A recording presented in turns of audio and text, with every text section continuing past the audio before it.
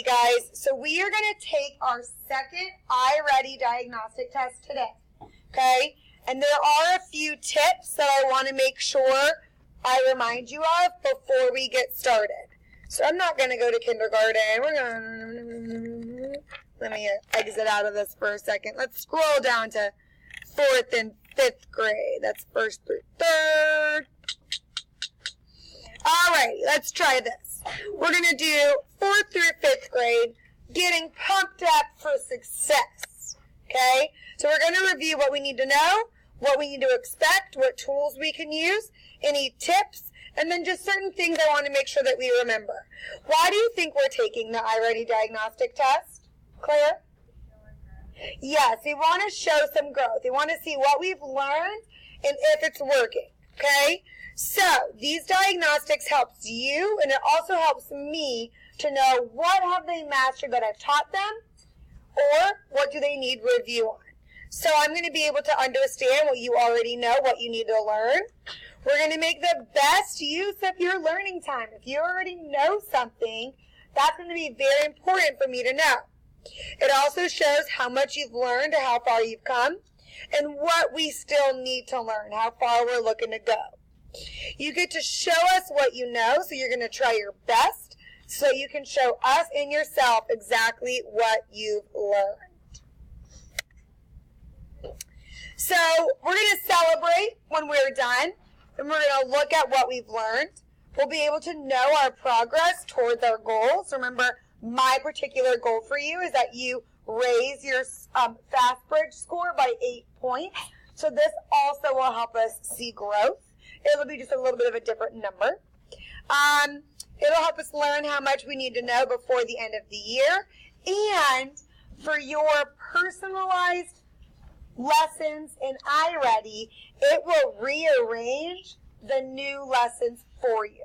So for example, a lot of you, I'm going to call out on Dylan real quick, have shown a ton of growth in iReady because he's been working super hard and doing some at home. And the current lesson that he was doing this weekend is on a scale that we haven't even learned yet.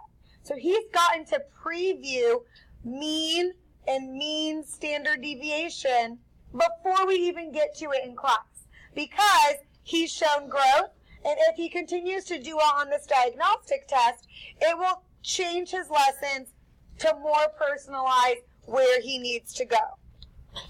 So the results of our diagnostic will decide what new lessons you will get, and if you try your best, your online lessons will match what you need to learn.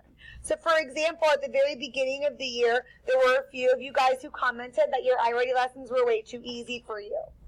That probably means we did not show exactly what we knew on our first diagnostic test.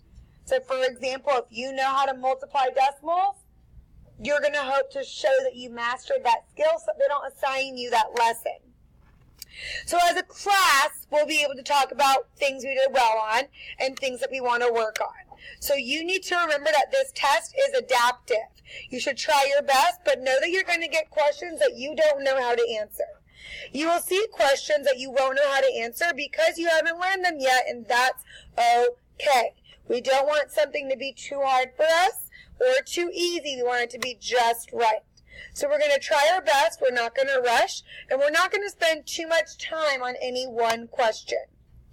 So we've got some introduction videos for math and reading. You are going to have to watch those when we get in there. Just some helpful tips.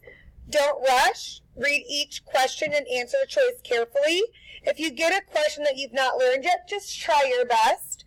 For math, we're going to show our work on paper, so we're going to take paper and pencil with us.